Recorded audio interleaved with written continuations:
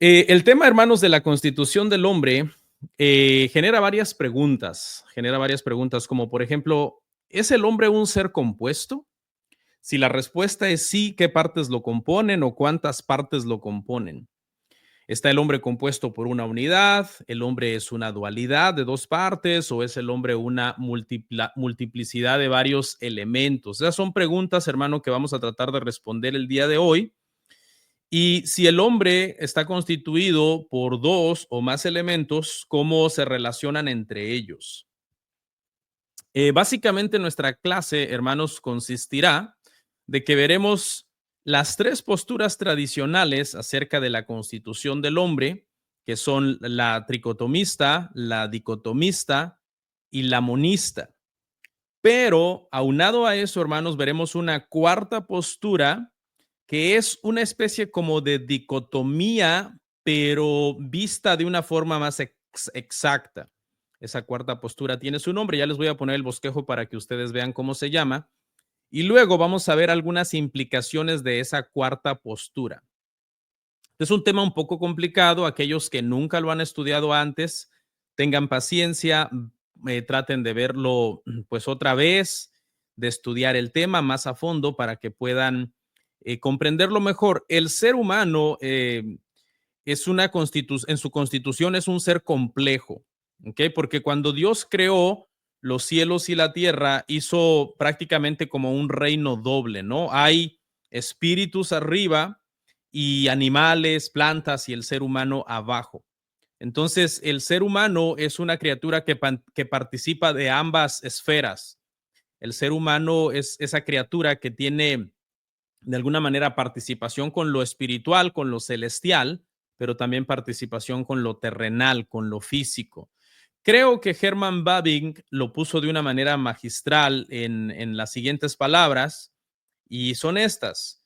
Herman Bavinck lo expresó magistralmente al decir, la creación culmina en la humanidad, donde el mundo espiritual y el material se unen. Esto es parte de la maravilla del hombre. Es una criatura tanto física como espiritual, con los pies plantados en la tierra y un alma que aspira al cielo.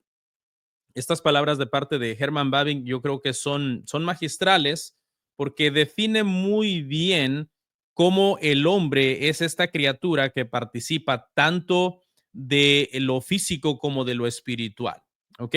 Entonces esa definición que pusimos ahí me parece muy, muy interesante. El propósito, hermanos, de esta clase, el propósito es múltiple. Tengo varios propósitos. Podría yo decirles que el propósito número uno sería tratar de que los que creen en la tricotomía o en la posición tricotomista puedan salir de esa postura tricotomista. Ese sería un propósito. El segundo propósito sería que aquellos que son dicotomistas, pero que no entienden bien la dicotomía, porque la reducen a un mero dualismo donde pareciera que el alma, la pobre alma, está viviendo dentro de un cuerpo malvado. Entonces me gustaría también que quienes creen en la dicotomía puedan afinar ese entendimiento y llegar a un entendimiento más correcto. ¿Ok? Esos son entonces prácticamente mis propósitos. Que los que creen en la tricotomía puedan entender por qué no es bíblica y luego los que creen en la dicotomía puedan hacer algunos ajustes a esta postura porque algunas veces la reducen a un dualismo en donde el alma pareciera buena y el cuerpo pareciera malo y esa no es una postura tan exacta. Que espero lograr entonces esos propósitos el día de hoy. Este va a ser nuestro bosquejo. Vamos a ver estas 5 cosas que ya les mencioné de antemano. En primer lugar, vamos a ver qué es el tricotomismo, que enseña que el ser humano está compuesto por 3 partes. En el número 2, el dicotomismo, que enseña que el ser humano está compuesto por 2 partes. En el número 3, el monismo, el ser humano es una unidad sin división. En el número 4, un modelo alternativo, que es lo que yo les mencionaba, que se llama unidad condicional, y luego en el número 5, implicaciones de esta unidad condicional. ¿Qué quiere decir cuando se acepta esta postura de la unidad condicional? ¿Okay? Vamos entonces a ver nuestro punto número 1. y es tricotomismo. El ser humano está compuesto por tres partes. Esta es una posición muy popular el día de hoy en los círculos protestantes. Yo le diría que un buen número de cristianos son tricotomistas. El prefijo tri, obviamente usted sabe, se refiere a tres, y es la creencia básicamente de que el ser humano en su constitución está formado por tres elementos. El primer elemento, obviamente, pues salta a la vista, es el cuerpo físico. El cuerpo físico es la parte que los seres humanos de alguna forma tienen en común con otras criaturas en la tierra, como por ejemplo pues los animales. Y en esta postura se cree que, aunque hay mucha similitud obviamente entre el cuerpo humano y el cuerpo de los animales en muchos sentidos, se tiene extremidades, se tiene ojos, se tiene orejas, la mayor parte de animales tienen varios elementos que el cuerpo humano contiene. Sin embargo, en esta postura se enseña que hay una diferencia de grado, ¿ok? Mientras que por un lado hay una especie de sentido común, que hay similitudes entre el cuerpo humano y el cuerpo de los animales. Por otro lado, se entiende que hay una diferencia de grado. La estructura física de los seres humanos se cree que es más compleja y más avanzada en ese sentido. Esa sería entonces la parte 1 en la tricotomía, que es el cuerpo físico. La segunda parte sería el alma. En el alma, en la tricotomía, en el alma se entiende que están los elementos psicológicos, los elementos que tienen que ver con la razón, con las emociones, con la interrelación con otros seres, las relaciones sociales que podemos llegar a tener con otros seres. Y prácticamente se entiende entonces que la posesión de esta alma es lo que distingue a los seres humanos de los animales. Por un lado, en el cuerpo hay similitud, pero hay diferencia de grado. Y por otro lado, en el tema del alma, pues hay una distinción más marcada. Aunque, para ser honestos, hay ciertos tricotomistas que entienden o enseñan o creen que los animales tienen alguna especie de alma también, no un alma humana como el alma de los seres humanos, pero sí quizás una alma más rudimentaria. ¿Okay? Pero no todos los tricotomistas creen eso. Solamente hago ese paréntesis para enseñar que algunos sí pudieran creer eso. Y luego está un tercer elemento en la tricotomía, que se entiende que el otro elemento, el tercer elemento, es el espíritu. Este es el espíritu que permite de alguna manera percibir todos los asuntos espirituales y que puedan responder a los estímulos espirituales de parte de Dios. Es el lugar en el que se asientan las cualidades entonces espirituales del individuo. Los rasgos de personalidad, etcétera, están en el alma, pero los rasgos espirituales están entonces en esta parte que se entiende que es el espíritu. Estoy hablando de la posición tricotomista, ¿no? De cómo ellos lo entienden. Algunos filósofos griegos enseñaban que el cuerpo es el aspecto material del hombre, luego el alma es el aspecto inmaterial y que el espíritu era una especie de tercera cosa que ponía a ambos en relación, como que el espíritu unía o hacía que hubiera una relación entre el cuerpo, que era la parte material, y el alma, perdón, que era la parte inmaterial. Esta postura tricotomista fue adoptada en los primeros siglos de la iglesia por algunos padres de la iglesia que se sumaron a esta creencia un tanto de los filósofos, especialmente padres alejandrinos. Cuando hablamos, hermanos, de padres alejandrinos, acuérdese que en los primeros siglos la iglesia estaba dividida en pentarquías, ¿no? Entonces estaba Alejandría, estaba Jerusalén, estaba Antioquía, etcétera. Y por eso es que cuando uno dice, por ejemplo, los padres alejandrinos, uno se está refiriendo a ciertos cristianos de los primeros siglos que pertenecían a la pentarquía de Alejandría. ¿Ok? Y entonces, hermano, estos padres de la iglesia, como por ejemplo Clemente, Orígenes y Gregorio de Niza, de alguna manera se añadieron en los primeros siglos a la creencia de la tricotomía, que el ser humano está compuesto por tres partes, que es el espíritu, el alma y el cuerpo. Sin embargo, esta postura muy temprano comenzó también a dejar de ser popular dentro de la iglesia, mientras que algunos la abrazaron, un buen número también no la abrazaron. ¿Ok? La principal base, hermanos, del tricotomismo son básicamente aquellos textos que pareciera que enumeran tres partes como los componentes de la naturaleza humana, o pareciera que distinguen entre el alma y el espíritu, como que los distinguen que son dos cosas diferentes.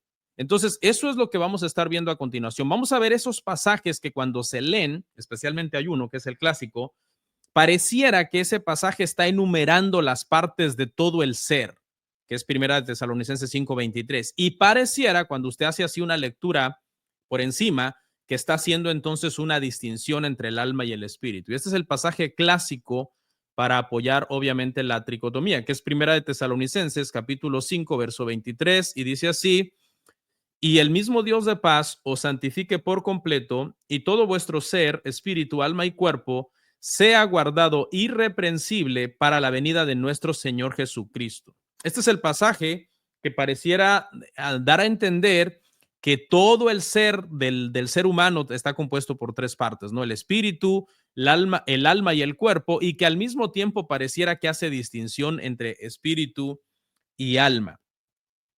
Alguien diría, no, pastor, hay más pasajes que hablan de eso. Sí, vamos a ver más pasajes que alguien diría, sí, aquí también se menciona al espíritu y al alma, no solamente Primera de Tesalonicenses 5:23. Sí, pero cuando se hace un análisis de esos pasajes aplicando el mismo criterio que se está usando para interpretar Primera de Tesalonicenses 5:23, estos pasajes comienzan a tener problemas.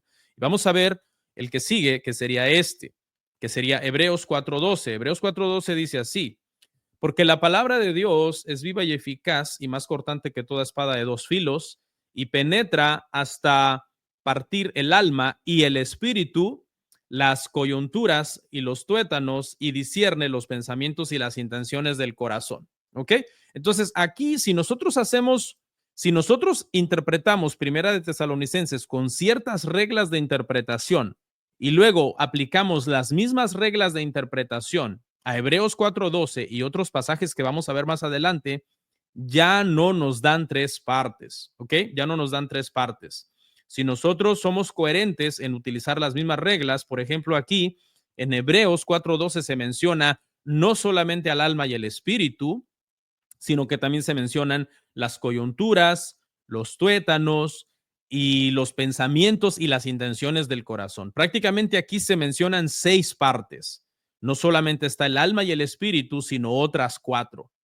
Entonces debemos de tener mucho cuidado con esta situación, porque si llevamos estos textos a la misma conclusión lógica a la que estamos llevando Primera de Tesalonicenses 5:23, vamos a tener problemas. Y no solamente con Hebreos 4:12, sino también con, por ejemplo, Deuteronomio 6:5, donde si nosotros interpretamos estos pasajes como que el autor está dando una lista de las cosas que componen al ser humano, vamos a tener problemas. Deuteronomio 6:5 dice: y amarás a Jehová tu Dios de todo tu corazón y de toda tu alma y con todas tus fuerzas. ¿Ok? Aquí cuántas partes encontramos? Aquí encontramos tres partes. Está el corazón, está el alma, están las fuerzas. ¿Y qué es lo que no encontramos? No encontramos el espíritu. Aplicando el mismo criterio de interpretación, ya comenzaríamos entonces nosotros a tener problemas con este pasaje. Veamos otro, y es el pasaje de Marcos capítulo 12, versículo 30. Amarás al Señor tu Dios con todo tu corazón y con toda tu alma y con toda tu mente y con todas tus fuerzas. Este es el primer mandamiento. Lo mismo, aquí ya no serían tres como en Deuteronomio, en donde encontramos tres, pero no encontramos espíritu. Aquí serían cuatro y tampoco encontramos espíritu. Aquí sería corazón, alma, mente y fuerzas, y no encontraríamos entonces espíritu. ¿Qué es lo que quiere decir entonces todos estos pasajes? ¿Cómo podríamos interpretar todos estos pasajes? Los podríamos interpretar entendiendo que lo único que en estos pasajes se hace es citar varios términos, amontonar términos para enfatizar de alguna manera que Dios nos llama a ejercer el amor santo en todo nuestro ser. Pero no se refiere solo a tres partes. Hay pasajes en que menciona una serie de partes, hay que pueden ser tres, como en Primera de Tesalonicenses, hay otros pasajes como por ejemplo Hebreos 4:12, que dijimos que menciona seis partes, y hay otros como Deuteronomio, que menciona tres, pero que excluye al espíritu, o Marcos 12:30, que menciona cuatro y que también excluye al espíritu. La conclusión, hermanos, a la que podemos llegar aquí en este asunto, en este punto, es en sí que lo que se hace aquí, hermano, es usar estos términos de forma intercambiable. Tanto el espíritu como el alma se usan de forma intercambiable para referirse a la misma cosa. ¿Y cuál es esa cosa? Bueno, esa cosa es la parte inmaterial del ser humano. Después de ver todos esos textos, esta es una conclusión a la que podríamos llegar. Las palabras alma y espíritu se usan de forma intercambiable. Esa es la conclusión número uno. Otra conclusión que podemos llegar cuando encontramos todas estas listas de partes que se están nombrando para mencionar al ser humano es simple y sencillamente amontonar muchos términos para referirse a todo el ser.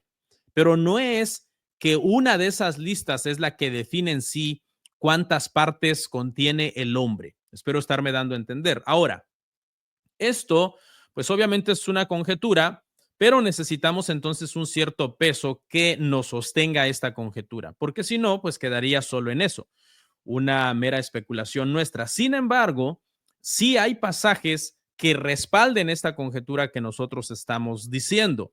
Pasajes, por ejemplo, en donde aparentemente se está usando la palabra alma o espíritu intercambiadamente. Y vamos a ver varios de ellos. Por ejemplo, uno de ellos es el caso de Ana. Esta mujer que orando dice lo siguiente en primer libro de Samuel, capítulo 1, verso 15. Dice, y Ana le respondió diciendo, no, Señor mío, yo soy una mujer atribulada de espíritu. Ve, ahí está la primera palabra marcada en amarillo, atribulada de espíritu, no he bebido ni vino ni sidra, sino que he derramado mi alma delante de Jehová. Ahí están las dos palabras. Ella está hablando de alguna manera está hablando de su tribulación y está diciendo que de alguna manera está atribulada en el espíritu o atribulada en el alma o que ha derramado el espíritu o que ha derramado el alma. ¿Ok? Esa es la primera el primer pasaje. Está usando ambas palabras para referirse a la misma parte, la parte inmaterial. Y tenemos otro pasaje como por ejemplo Job, capítulo 7, verso 11, donde dice, por tanto, no refrenaré mi boca, hablaré en la angustia de mi espíritu y me quejaré con la amargura de mi alma. Está expresando sentimientos de angustia o de amargura que son sentimientos que son sentimientos humanos y está diciendo que esos sentimientos están o bien en su espíritu o bien en su alma. Esto es lo que en hebreo, en los hebreos, hermanos, se llama paralelismo. Usar otra palabra simplemente para afirmar un dicho, una palabra diferente, pero que significa lo mismo, que se está refiriendo a la misma parte. También Isaías hace esto en Isaías capítulo 26, verso 9, con mi alma te he deseado en la noche, y en tanto que me dure el espíritu dentro de mí. Madrugaré a buscarte, porque luego que hay juicios tuyos en la tierra, los moradores del mundo aprenden justicia. Vemos también a Isaías hablando del alma o del espíritu, usando ambas palabras para referirse a la parte inmaterial del ser humano. Y otro pasaje, vemos también a María en Lucas capítulo 1, verso 46 al 47. Entonces María dijo, engrandece mi alma al Señor y mi espíritu se regocija en Dios mi Salvador. Igual, hablando de que emocionalmente o en este sentido de adoración está regocijándose en el Señor y engrandeciendo al Señor, igual utiliza dos palabras entonces diferentes para referirse a lo mismo. Pero ¿cómo podríamos todavía confirmar esto más, no? Porque alguien diría, no, pastor, aquí María está diciendo, está utilizando la palabra engrandece mi alma, es decir, con su alma está alabando, pero en la parte que dice mi espíritu, dice se regocija en Dios mi Salvador, ahí engrandecer y regocijar significan diferente cosa y una cosa sí la puede uno hacer con el alma, otra cosa la tiene uno que hacer en el espíritu. Hay pasajes entonces, hermano, que nos comprobarían donde se usa la misma palabra para especificar que aunque se identifiquen como palabras diferentes, se refiere a una emoción que está pasando en ambas palabras al mismo tiempo. Y este es un ejemplo, ¿verdad? Muy, muy bonito, muy importante, que es el ejemplo, hermanos, de Cristo en Juan 12:27 y en Juan 13:21. en donde se utiliza la palabra tarazo en el original, pero primero lo vamos a leer, luego se lo explico. Juan 12:27 dice, ahora está turbada mi alma, ¿y qué diré? Padre, sálvame de esta hora, mas para esto he llegado a esta hora. Ahora vea lo que dice Juan 13:21. Habiendo dicho Jesús esto, se conmovió en espíritu y declaró y dijo, de cierto os digo, que uno de vosotros me va a entregar. Ahí, si usted ve, en el primer pasaje está refiriéndose que su alma está turbada y en el segundo pasaje está diciendo que su espíritu está conmovido. Y esa palabra, hermano, aunque en nuestra Biblia Reina Valera, que es la versión que yo usé, se tradujo como turbar o conmover, es la misma palabra en el original, es la palabra tarazo. Se está refiriendo a un estado emocional en el cual está entrando su alma y en el cual está entrando su espíritu. Es exactamente la misma aflicción que Cristo está sintiendo en el alma, es la aflicción que está sintiendo en el espíritu. ¿Por qué? Bueno, porque simple y sencillamente, si venimos siguiendo la misma línea de pensamiento que hemos venido elaborando, el alma y el espíritu son dos palabras diferentes que se están usando intercambiadamente para referirse a la misma parte, la parte más interior del hombre, la parte no material del ser humano. Cristo tenía alma 100% humana, no era como nosotros en ese sentido y estaba sintiendo entonces esa turbación. Usted conoce estos pasajes, ¿no? Antes de la crucifixión, cómo Cristo sintió esta turbación, ¿ok? Por lo tanto, hermanos, en este punto número 1, concluimos que el hombre no es una tricotomía. El hombre no es una tricotomía. Primera de Tesalonicenses 5:23, si lo analizamos así, entendiendo que hay otros pasajes que mencionan más de 3 partes y que hay pasajes que nos dan a entender que alma y espíritu se utilizan solamente, en primer lugar, como paralelismos para tratar de referirse a la misma cosa y que se están utilizando intercambiablemente, llegamos a una conclusión bien sencilla. El hombre no es una tricotomía, ¿ok? Porque si interpretamos los pasajes que nos dan una lista de elementos, podríamos entonces entender por Hebreos 4:12 que el hombre está compuesto de 6 partes, o por Deuteronomio que está compuesto de 3, o por Marcos que está compuesto de 4, etcétera. Vamos a ir a ver el punto número 2, hermanos. Y el punto número 2 es dicotomismo. El ser humano está compuesto por 2 partes. El ser humano está compuesto por 2 partes. Probablemente esta es una de las posiciones más extendidas en la historia del pensamiento cristiano, la dicotomía. Recuerde que cuando dije que el tricotomismo fue creído por algunos padres en los primeros siglos, eso no quiere decir que esa fue la postura más extendida en los primeros siglos. Cayó en descrédito muy temprano y el dicotomismo se volvió la posición más extendida del cristianismo sobre cómo está compuesto el ser humano en los primeros siglos y luego en el resto de la historia de la iglesia hasta el día de hoy. Esta postura, hermanos, básicamente enseña que el hombre está compuesto por 2 elementos, un aspecto material, que es el cuerpo, y un componente inmaterial, que es el alma o espíritu. El alma o espíritu, ya concluimos que son lo mismo. Y esta es la postura, hermanos, que se llama el dicotomismo. El dicotomismo, en este punto no seremos tan extensos porque simple y sencillamente, hermano, una vez que tú has refutado el tricotomismo, que yo creo que ya lo hemos hecho, prácticamente el dicotomismo queda establecido en un cierto sentido. No completamente, pero sí ya en un cierto sentido queda establecido el dicotomismo. El ser humano está compuesto por cuerpo y alma. El cuerpo es la parte física de los humanos, la parte que muere, la parte que experimenta la corrupción, con la muerte vuelve a la tierra, pasa por el proceso de desintegración, etcétera. El alma, por otra parte, es la parte inmaterial del ser humano, es la que sobrevive después de la muerte.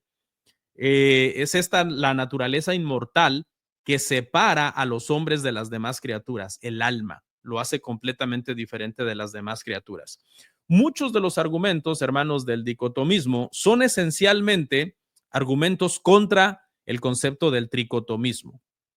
¿Ok? El dicotomismo rechaza el tricotomismo porque recordemos que si seguimos si seguimos el principio que ya establecimos de que Primera de Tesalonicenses es un pasaje que representa una serie de elementos pero que no es una lista que nos está diciendo cuántas partes componen al hombre, entonces dijimos que si aplicábamos ese criterio a otras citas, podríamos salir que otras citas nos hablan de muchas partes. ¿Ok? Entonces, según lo que hemos visto, cuando la Biblia habla del alma o del espíritu, se refiere a la parte inmaterial del ser humano. Y eso es lo que vamos a comprobar, obviamente, en el resto de la clase, ¿no? Vamos a seguir comprobando eso. Son la misma cosa. Alma o espíritu son la misma cosa, son la parte inmaterial del ser humano, ¿ok? Del ser humano.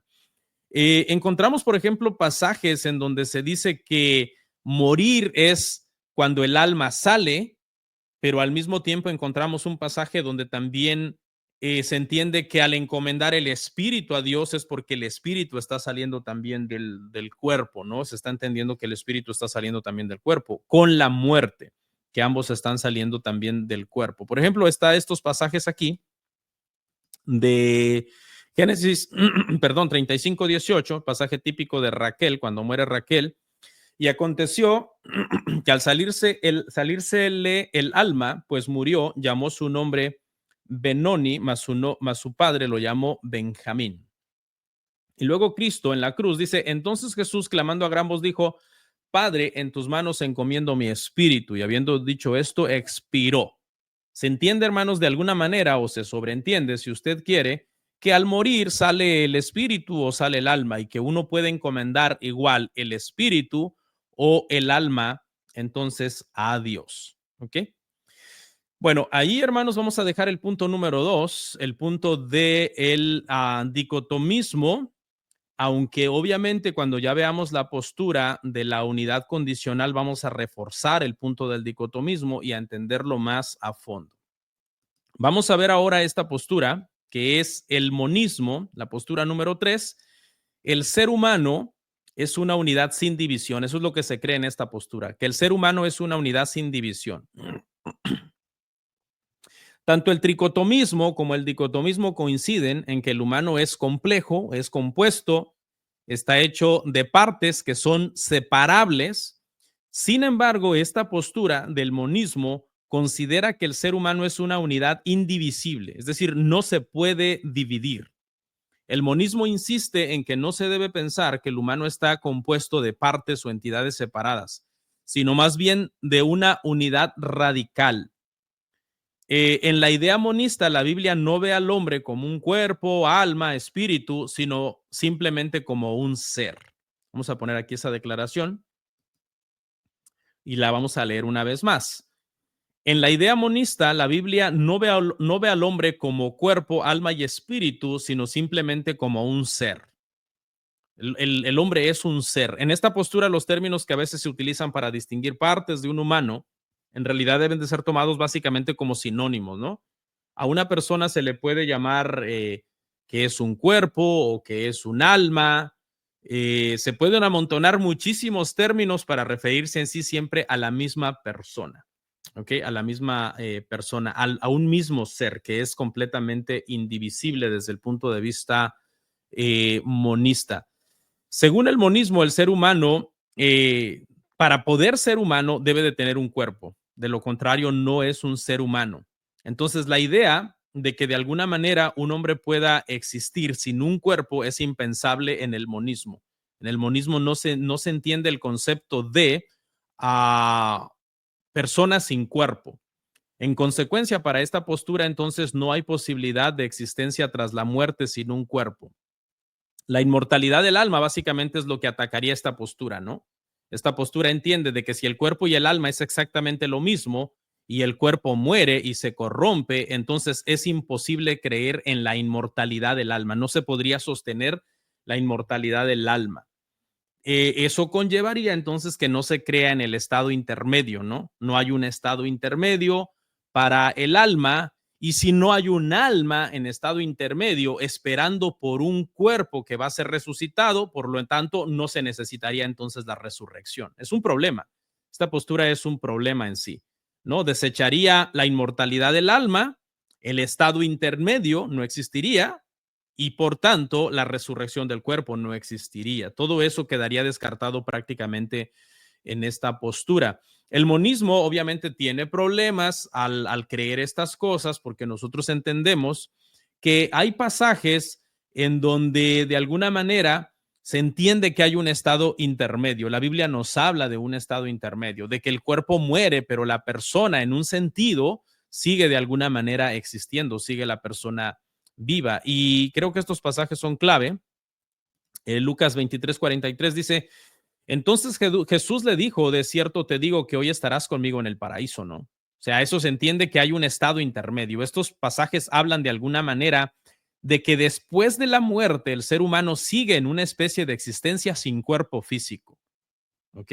Sin cuerpo físico sigue en una especie de existencia. Y está segunda de Corintios 5:8 que dice, pero confiamos y más quisiéramos estar ausentes del cuerpo y presentes al Señor, presentes al Señor. Entonces aquí igual se vuelve a insinuar una vez más o establecer, como usted lo quiera ver, el estado intermedio. Se está ausente del cuerpo, pero se está presente en el Señor. Eso es lo que en teología se conoce como el estado intermedio, que es la espera del alma para la resurrección del cuerpo y volver entonces a ser completo una vez más.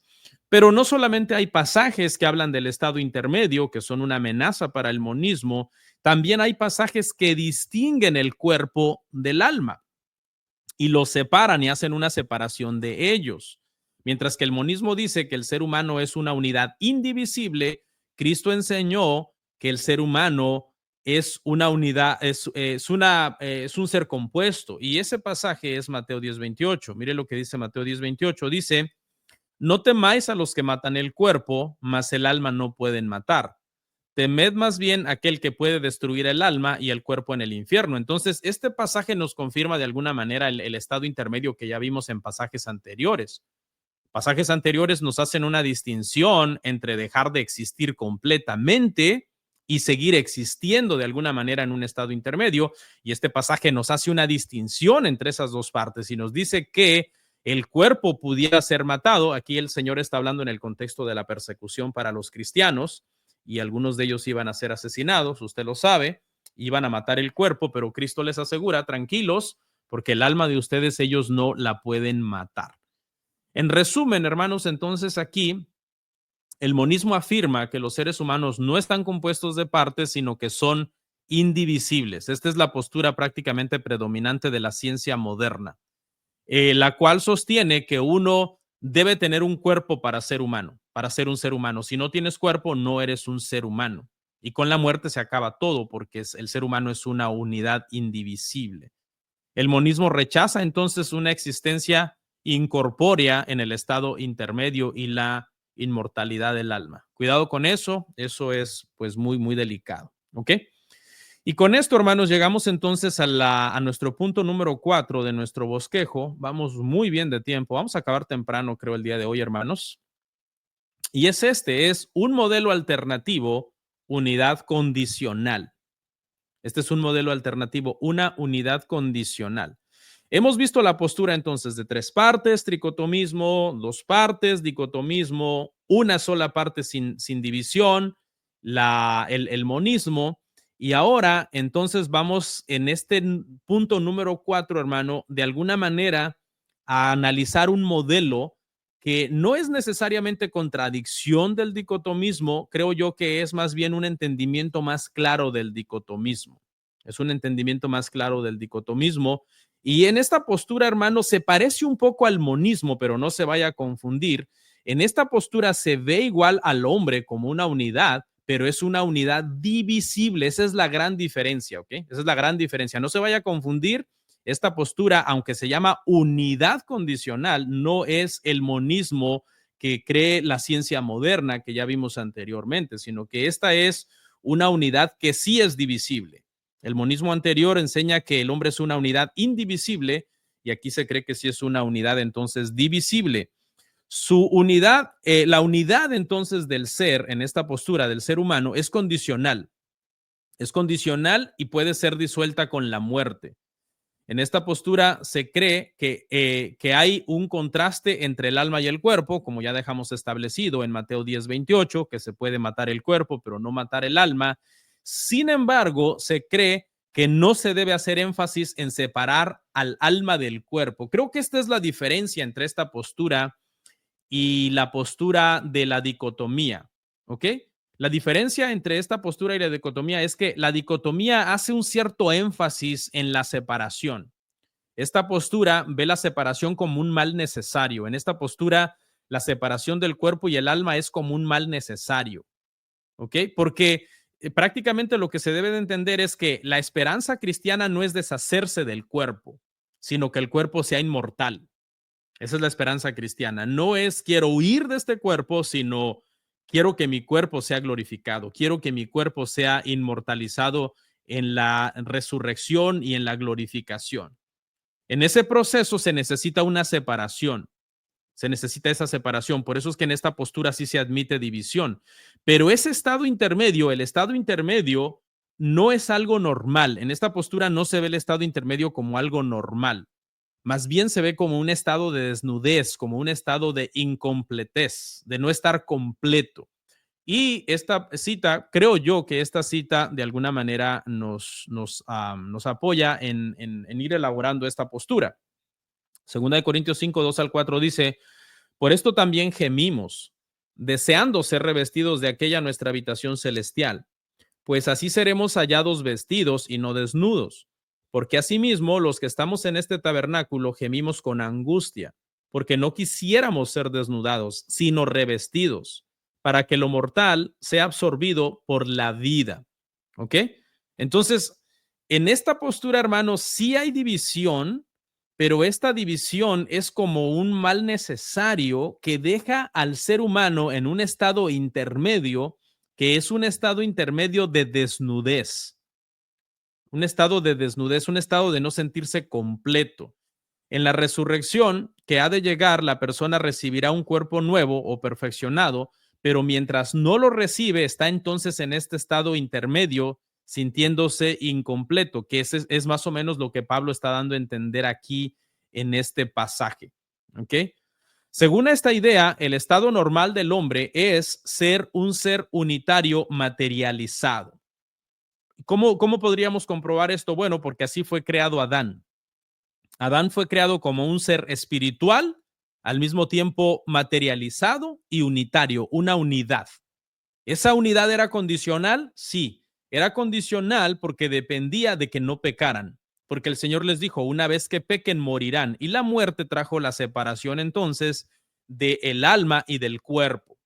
Pero este estado es el que se entiende entonces que se va a recuperar. El hombre va a volver a ser un ser unitario materializado. Vamos a tener un cuerpo materializado una vez más, como el cuerpo de Adán, obviamente ya glorificado. Vamos a tener un cuerpo como el de Cristo en ese sentido, aunque nunca vamos a ser Cristo, obviamente, o deidad. La criatura nunca será deidad y la deidad nunca será criatura.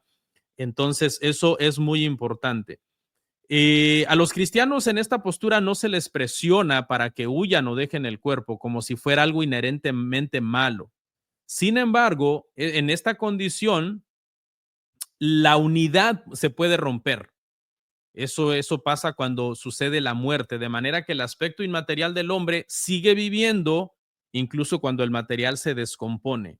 No obstante, en la resurrección, entonces, como decía yo, se producirá un regreso a la condición material o corporal. La persona asumirá un cuerpo que tiene algunos puntos de continuidad y de discontinuidad. No sé si han oído estos términos, ¿no? Nuestro cuerpo será resucitado y habrá una cierta continuidad en el cuerpo antiguo y el cuerpo nuevo tendrán una cierta continuidad, en el sentido de que habrán aspectos que serán iguales, a eso se refiere, y habrá una cierta discontinuidad porque al ser restituido espiritualmente habrá obviamente diferencias con el cuerpo antiguo, ¿no? No sería un cuerpo glorificado si fuera exactamente igual que el cuerpo antiguo, habiendo entonces continuidad y discontinuidad en ese cuerpo. La idea detrás de esta postura es afirmar la inmortalidad del alma y al mismo tiempo la resurrección del cuerpo. Las dos cosas que niega el monismo, que la ciencia cree, son las dos cosas que busca rescatar esta postura. Por un lado, no hacer énfasis constante en la separación, como dando a entender que el cuerpo es inherentemente malo y el alma es buena por naturaleza. Eso es un error que no debemos de cometer, pero al mismo tiempo también esta postura dice hay un estado intermedio. El cuerpo muere, el alma pasa a un estado intermedio, luego el cuerpo es resucitado y ambos son unidos. Algunos dirán, pero bueno, esto ya se cree en el dicotomismo de alguna manera. Sí, el problema es que el dicotomismo puede tender a hablar como de una dualidad y a separar mucho al alma prácticamente del cuerpo. ¿Ok? Hay una analogía, hay una ilustración que nos puede ayudar, hermanos, a entender esto, es si esto es algo factible, si esto es algo posible. Obviamente para Dios no hay nada imposible, pero hay una analogía, hermanos, es una analogía de Millard Erickson, es la mejor analogía, creo yo, cuando se trata de explicar en esta unidad y dualidad que tiene al mismo tiempo las personas. Por un lado, es una unidad condicional porque de alguna manera con la muerte habrá una separación y entonces hay dos partes, una material y una inmaterial. Y la analogía está basada en entender un compuesto químico y traje unas laminitas ahí para que la leamos todos, le hagan un pantallazo si quieren y se queden estos conceptos porque es muy buena la analogía y lo vamos a ir leyendo juntos y tratando de entender. Por medio de una analogía de un compuesto químico, tratar de entender si esto es posible en el ser humano. ¿Ok? Vamos a verla por acá. Dice así. Dice, se usa la sal formada por cloruro de sodio. El sodio en sí mismo es un metal que reacciona violentamente con el agua, mientras que el cloro es un gas venenoso. Sin embargo, la sal no es una caja de metal que contiene un gas, más bien la sal está formada por átomos de cloro y sodio entremezclados y unidos para formar cristales. La sal tiene cualidades muy diferentes de las de cualquiera de los dos elementos por separado. Los dos elementos por separado, de hecho, son peligrosos. Pero ya conjuntos, ¿verdad? Juntos ambos, dice, la sal tiene cualidades muy diferentes a las de cualquiera de los elementos por separado, cualidades que hacen que la sal sea sabrosa, soluble en agua y útil para la vida. ¿Ok? Entonces, esta es la ilustración. Ahora vamos a ver la analogía. Vamos a hacer una analogía entonces con la vida del ser humano, con el ser humano. Del mismo modo, la naturaleza humana no es un cuerpo que contiene un alma como una caja contiene un gas. Más bien, el cuerpo y el alma se entremezclan y se unen para formar una persona compuesta, que no es ni un mero cuerpo ni un mero espíritu, sino algo más. Si el cuerpo y el alma se separan con la muerte, el cuerpo, si el cuerpo y el alma se separan con la muerte, el cuerpo es inestable y se deshace rápidamente, mientras que Dios envía el alma a otro lugar. Y eso nos lleva entonces a una conclusión, y esta sería la conclusión. De esta analogía concluimos que esta doctrina es un concepto plausible. Podríamos pensar en un hombre como una unidad compuesta de un elemento material y uno inmaterial. Los elementos espirituales y físicos no siempre se pueden distinguir, ya que el hombre es un ser unitario. No existe conflicto entre la naturaleza material e inmaterial. Sin embargo, el compuesto se puede disolver. La disolución se produce con la muerte. En la resurrección, el compuesto se vuelve a formar, con el alma estando de nuevo unida inseparablemente al cuerpo. Entonces, prácticamente, hermano, la idea de toda esta analogía, de toda esta ilustración con un elemento químico, ver cómo dos elementos forman un tercer elemento prácticamente nuevo, ¿no? El cloruro de sodio, que es la sal compuesta por sodio y compuesta por cloro, forman un nuevo elemento. Entonces, prácticamente la conclusión es esa, ¿no?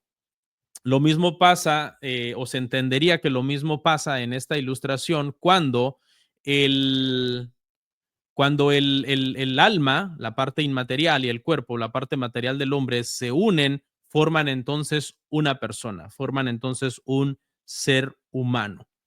De tal forma que cuando el cuerpo está en la tumba, la persona en sí no está allí en el sentido de que no está el alma, pero cuando el alma está en el estado intermedio, la persona en sí no está allí porque no tiene cuerpo, en un sentido. Es una cosa difícil de entender, obviamente, porque nosotros pues nunca hemos estado en el estado intermedio, no entendemos eso, pero a mí me hace mucho sentido.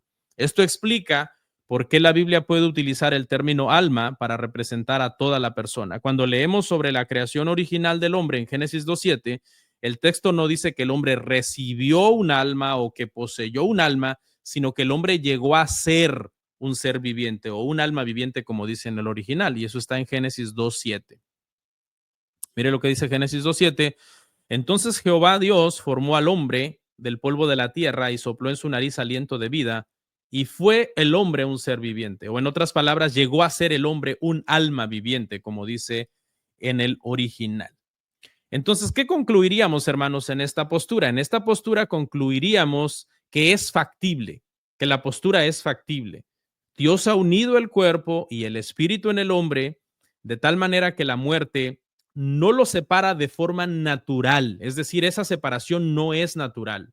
La muerte no es algo natural. A veces decimos que alguien murió porque tenía 90 años y que era natural que muriera, ¿no? En sí la muerte no es algo natural, es un proceso que vino a causa del pecado. Cuando Dios creó a Adán y unió esas dos partes para formar una persona, en sí el pecado, lo que vino a causar la muerte, fue de una manera en sí antinatural.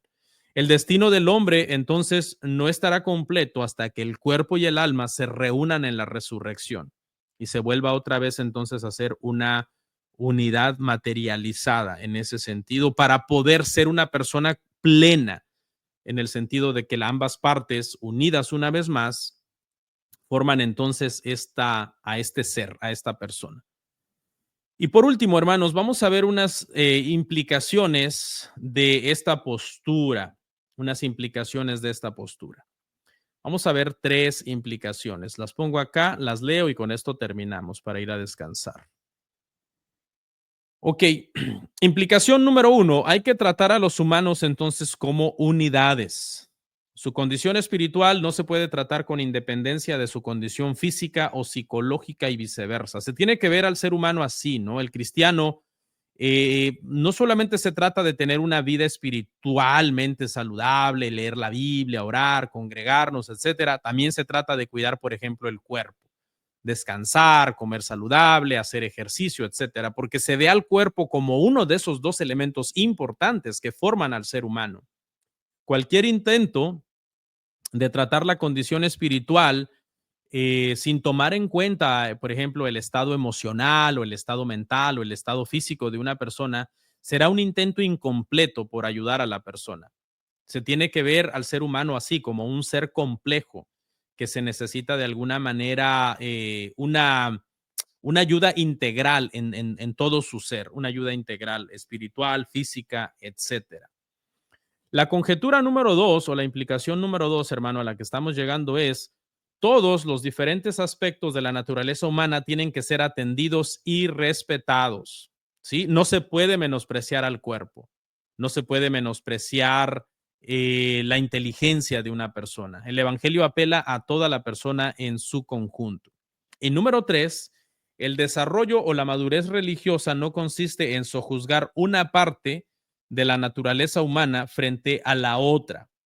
Esto creo que viene muy a modo cuando las personas a veces quieren como separar mucho el cuerpo y el alma y quieren llevar el cuerpo a un ascetismo extremo, demasiado ayuno, demasiada vigilia, porque dicen, no, hay que castigar el cuerpo es malo, necesitamos someterlo, necesitamos esto, lo otro, para poder estar bien espiritualmente. Y no hay que descartar, hay disciplinas espirituales que se tienen que aplicar al cuerpo, sí, pero a veces un ascetismo exagerado que se hace por el entendimiento de que el cuerpo es intrínsecamente malo, puede caer en sí en un legalismo. ¿Ok? Realmente en esta postura se ve al hombre como un ser que la depravación total vino a afectar a todo su ser, no solamente al cuerpo, sino los pensamientos, las emociones, el alma, etcétera. ¿Ok?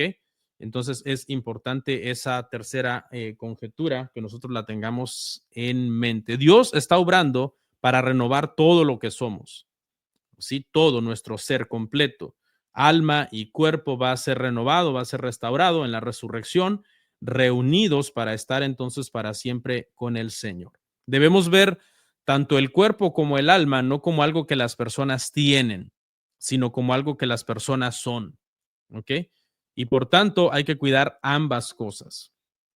Y para terminar, hermanos, entonces, solamente para adelantarme quizás a una pregunta que surge a todos los que son dicotomistas, esta yo diría que no es una nueva postura que contradice la dicotomía.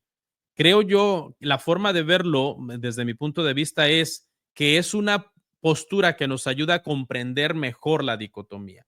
Porque sí, seguimos creyendo que el ser humano está compuesto de dos partes y seguimos creyendo en el estado intermedio, seguimos creyendo en la resurrección del cuerpo, etcétera, y en esta separación. Pero creo yo que lo que hemos aprendido el día de hoy es a no hacer énfasis en la separación, no ver la separación como algo natural, sino como algo antinatural causado por la muerte. Ver el estado intermedio también como un estado de incompletez, como un estado de desnudez, no un estado ideal, sino un estado temporal mientras se da la resurrección del cuerpo para que el alma sea una vez más revestida con su cuerpo y podamos entonces ya eternamente ser seres completamente indivisibles, una unidad ya no condicional ahora, después de la eternidad, sino una unidad completamente indivisible para la eternidad. Amén.